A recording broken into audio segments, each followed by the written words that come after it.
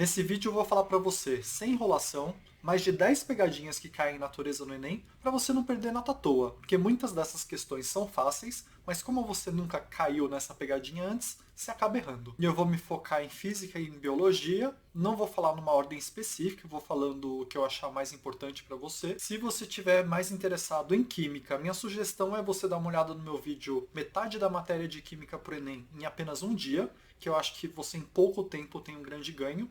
E nesse vídeo eu vou focar mais em física e biologia. Como no geral as pegadinhas são baseadas em alguns deslizes conceituais que as pessoas têm, então são coisas que se aprendeu errado na escola, ou coisas que ensinavam antigamente de um jeito que não é, já se sabe hoje em dia que não é o certo, eles se aproveitam dessas situações, você precisa fortalecer os seus conceitos para não cair nelas. Então, além de te falar as pegadinhas, eu vou dar uma explicada nova nos conceitos para você se atualizar e para você não errar variações dessas pegadinhas que podem vir a cair. Então vamos começar com a primeira pegadinha que quase todo ano cai num formato ou em outro formato, mas a lógica é a mesma, que é o seguinte, em física.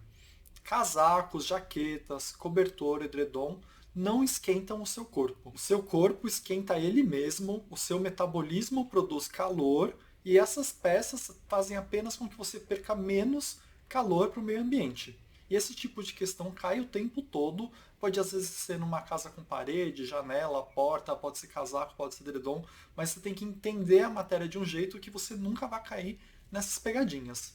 Para entender direitinho esses fenômenos, você tem que ter em mente duas coisas.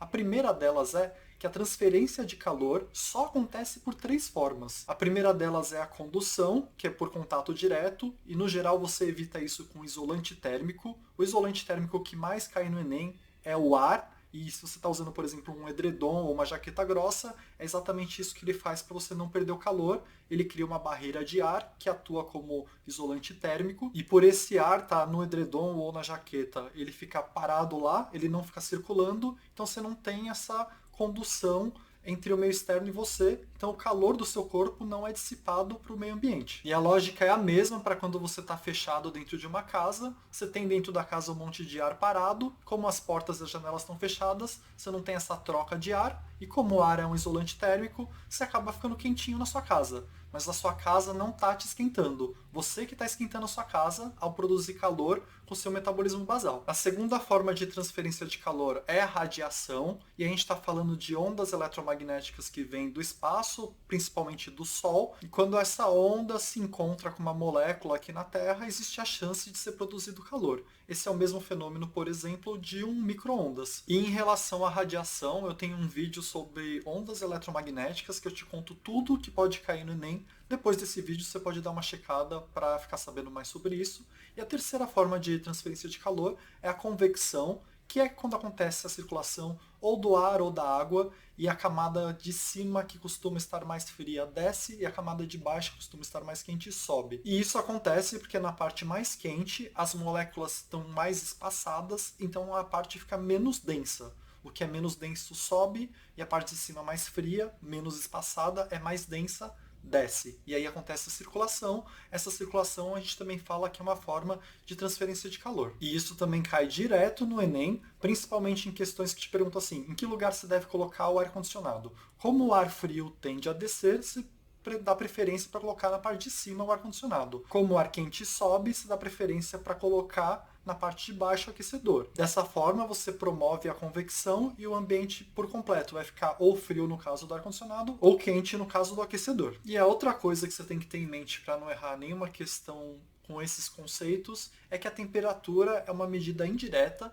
do grau de agitação de moléculas. Então aquilo que a gente chama de quente é algo que está muito agitado em termos moleculares. E aquilo que está frio é aquilo que está pouco agitado em termos moleculares. E a condução nada mais é que a parte mais agitada se chocando com a parte menos agitada. Nesse processo, a parte mais agitada vai ficando menos agitada e a parte pouco agitada vai ficando mais agitada, deixando o ambiente um pouco mais homogêneo, às custas de um lado que estava mais quente ir esfriando e o lado que estava mais frio ir esquentando. E é por isso que a gente chama de troca, porque os dois lados são impactados. Então chega dessa pegadinha, só lembra que casaco não te esquenta, é você que está se esquentando e o que você põe por cima de você vai ter um isolante térmico junto que vai fazer com que você não perca o seu calor para o ambiente que você está. então você tem a sensação de estar esquentando, mas não é o casaco que está te esquentando, é você mesmo. Então bora para a segunda pegadinha, agora vai ser uma de biologia, porque já cansou um pouco essa parte de física, e algo que sempre cai, e você também não pode esquecer de jeito nenhum,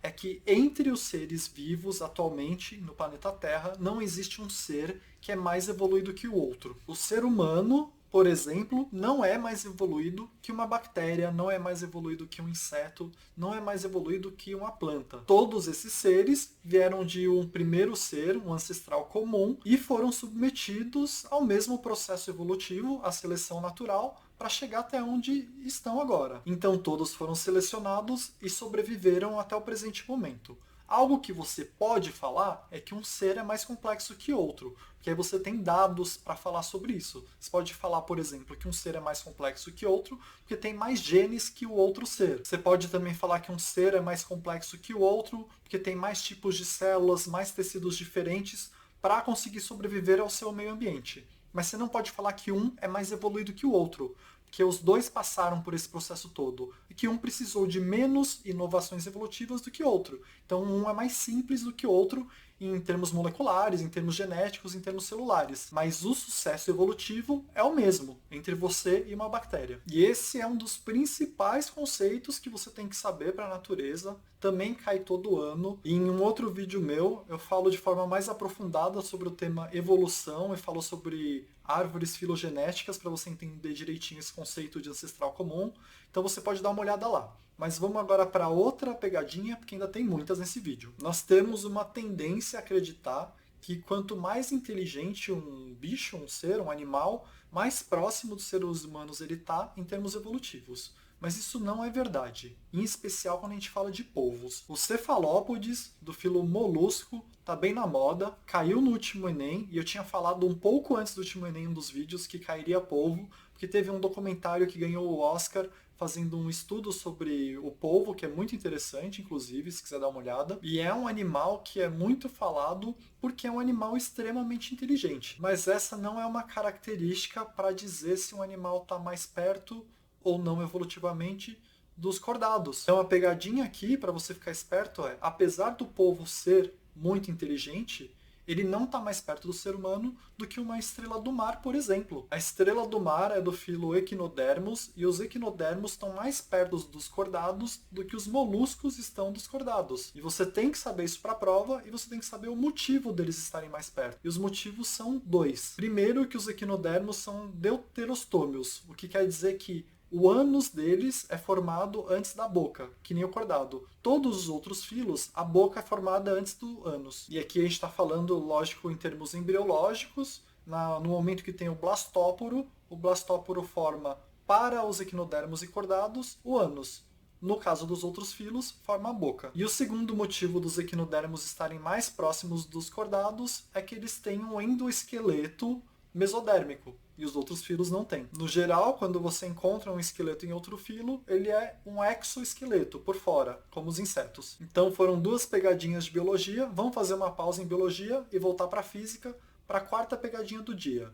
Não existe força centrífuga. Principalmente para quem é um pouco mais velho, ou usa um material mais antigo, teve na escola essa tal de força centrífuga, que seria uma força num objeto se movendo de forma circular, que faria com que ele fosse jogado para fora do círculo se você soltasse ele. Então, por exemplo, se você amarrar um objeto num barbante e começar a girar seu braço de forma circular, em um momento que você soltar esse barbante, o objeto vai sair voando pela tangente do círculo. Isso acontece. E era falado antigamente que a força que faz isso acontecer, esse objeto sair voando pela tangente, seria essa força centrífuga. Mas essa força não existe, o que faz o objeto sair voando é simplesmente a inércia.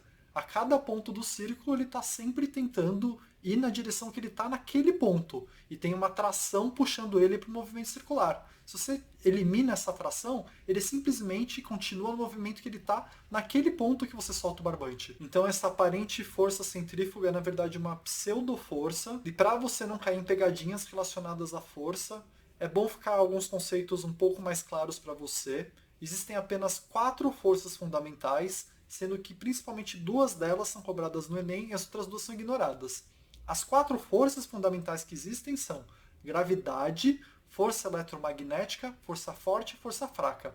Tanto a força forte como a fraca são num nível nuclear, não cai no Enem. Então, basicamente, todas as forças que você vê no Enem, e que são realmente forças, têm que ser classificadas ou como uma força gravitacional ou como uma força eletromagnética. O único caso que talvez fale sobre força forte seria o que mantém os prótons coesos, unidos, dentro de um átomo. Aí seria a força forte. Fora isso, se você não conseguir colocar ou em gravitacional ou em eletromagnética, simplesmente não é uma força. Como é o caso da centrífuga, que não daria para colocar em nenhuma dessas duas caixinhas. Todas as outras forças, então aqui a tração, força normal, são forças eletromagnéticas. Se não é força gravitacional, é força eletromagnética. E aí o eletromagnetismo está num nível molecular, né? Por exemplo, o atrito. O atrito são moléculas do chão impedindo que as moléculas do objeto sejam empurradas nesse chão. Isso por uma repulsão eletrostática, que é a mesma coisa na força normal. O objeto que está sendo puxado pela gravidade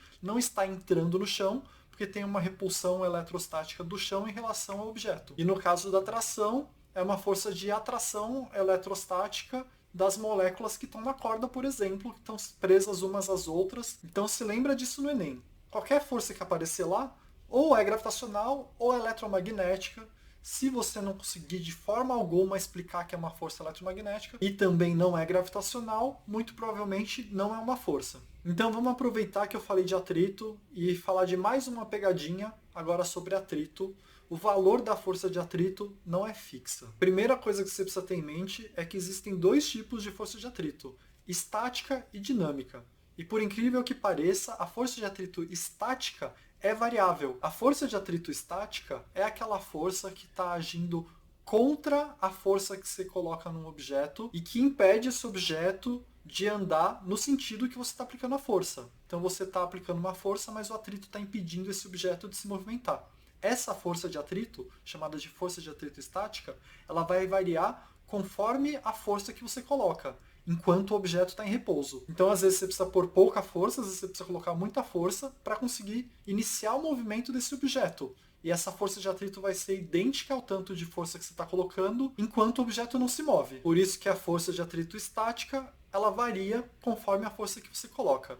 No momento que o objeto começa a se movimentar, entra em ação outra força, que é a força de atrito cinética, e some a força de atrito estática. A força de atrito cinética, por sua vez, ela é fixa. Ela não fica mais variando como ficava variando a força de atrito estática. Então a pegadinha aqui é que as palavras confundem. A força estática, nesse caso, varia, apesar de estático significar parado. E a força cinética, ela é a que fica fixa. Então a melhor coisa que você pode fazer para aprender melhor força de atrito, e dá para fazer um monte de pergunta conceitual em relação a isso, é dar uma olhada no gráfico de força de atrito e ver como funciona a força de atrito estática e como funciona a força de atrito cinética. Uma outra pegadinha é que a força de atrito estática, em dado momento, pode ser superior à força de atrito cinética. Então a força que você precisa para iniciar um movimento é maior do que a força que você precisa para manter o movimento. E já que eu mencionei que você precisa ir atrás do gráfico de atrito para aprender direitinho esse assunto, que pode cair na sua prova, e se você conhece o gráfico é muito fácil acertar. Vamos partir agora para outra pegadinha, e essa também é de gráfico. É muito comum pegadinha de gráfico relacionado a movimento uniformemente variado. E isso acontece porque quando você pensa em algo com aceleração, já vem na sua cabeça um gráfico similar a uma semiparábola. Ou seja, aquele gráfico que vai crescendo e conforme o tempo vai passando, cresce muito mais. Cresce de forma exponencial. Porém, para movimento uniformemente variado, tem vários tipos de gráfico. O gráfico que parece uma semiparábola é o gráfico de espaço por tempo. Mas se for um movimento uniformemente variável, o move, e for, por exemplo, de aceleração por tempo ou velocidade por tempo, já não vai parecer mais uma semiparábola. Nesses dois casos, o gráfico vai ter uma reta. No caso de velocidade por tempo, vai ser uma reta inclinada. No caso de aceleração por tempo, vai ser uma reta paralela ao eixo X. Então, nessas questões que sempre caem no Enem, de várias formas diferentes, é muito importante você ver qual é o eixo Y. O eixo X quase sempre vai ser tempo, mas o eixo Y vai variar entre espaço, velocidade e aceleração, e muda completamente o gráfico. Então, não é porque o gráfico não parece uma parábola que não vai ser um move. Você tem que ver. Se for velocidade ou aceleração por tempo, vai ser uma reta. Então vamos para a próxima pegadinha. Vamos voltar um pouco para a biologia. Essa é importante em agora um tempo pós-pandemia. Você precisa ser capaz de diferenciar mortalidade de letalidade, porque elas são completamente diferentes. A mortalidade do Covid é muito maior que a mortalidade do Ebola. Mas a letalidade do Ebola é muito maior que a letalidade do Covid. Isso porque a letalidade é o percentual de pessoas que morrem após contrair a doença. Então, por exemplo, o Covid, muitas pessoas pegaram Covid e não tiveram nem sintoma. Se você pega Ebola, é quase 90% a taxa de pessoas que morrem após contrair a infecção. Para o Covid, esse valor não chega nem a 3%, mas em quantidade de pessoas, o Covid matou muito mais do que Ebola. E aí você começa a pensar em mortalidade, que é o tanto de pessoas que morreram para a população geral, não só para as pessoas que foram infectadas. Então a letalidade e a mortalidade medem coisas completamente diferentes. Uma mede qual a chance de você morrer depois de pegar a doença, uma mede qual a chance de você morrer estando numa população geral. E acho que é legal você dar uma olhada adicional nesses conceitos, porque é muito fácil fazer uma pegadinha com eles. E já que a gente entrou nesse assunto morte, vamos para mais uma pegadinha que pode acontecer em biologia, que também vai ser explorada uma falha de conceito sua. Decompositores não é a mesma coisa que saprófagos. Saprófagos ou detritívoros são seres que se alimentam de restos orgânicos. Decompositores são seres que transformam matéria orgânica em matéria inorgânica. Alguns saprófagos, como fungos, são decompositores.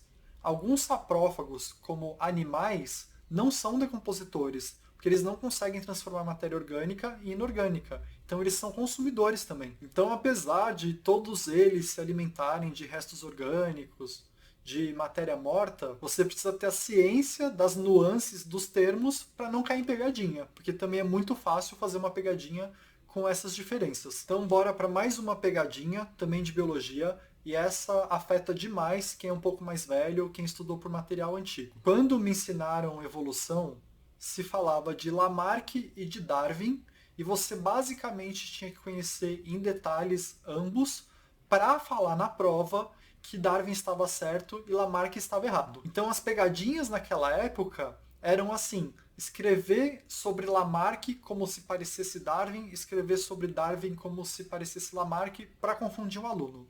E aí o que aconteceu mais recentemente é que se descobriu que Lamarck não estava completamente errado. E existe um movimento novo chamado neolamarquismo, que nem é tão novo assim, mas muita gente desconhece porque foi ensinado com as teorias mais antigas. Então isso é algo que eu recomendo que você vá atrás, ler sobre neolamarquismo e epigenética. O que se sabe agora é que você pode sim adquirir caracteres por meio do uso e desuso. E o mecanismo para isso acontecer é a epigenética, que é uma alteração superficial aos genes, que afeta a leitura dos genes e que acaba por afetar as suas características. Então hoje se sabe, por exemplo, que crianças submetidas a muito estresse têm uma maior tendência na vida adulta a ter transtornos mentais, não apenas por traumas psicológicos, mas por alterações no nível genético, que é o que a gente fala de epigenética. Não acontece especificamente uma mutação, mas acontece uma alteração molecular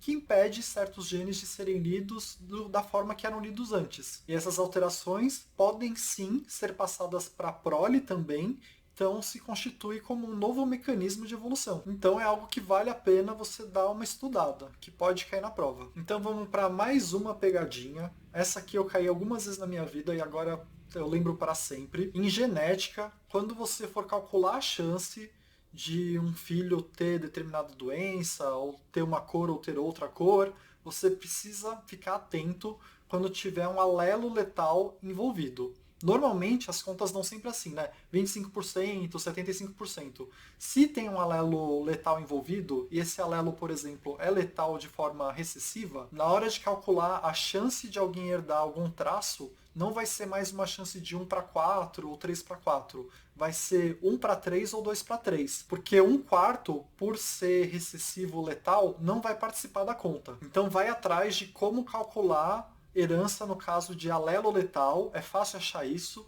porque muda um pouco o resultado e é uma pegadinha que fazem direto. Você bate o olho e já vai querer fazer rápido porque já viu algo parecido e acaba errando por um detalhe bobo. Então, se você não cansou de tanto macete, eu tenho um outro vídeo que eu fiz já com um monte de macete de natureza em apenas um vídeo, que eu vou deixar aqui no final do vídeo para você ir lá, porque por hoje é isso. Obrigado.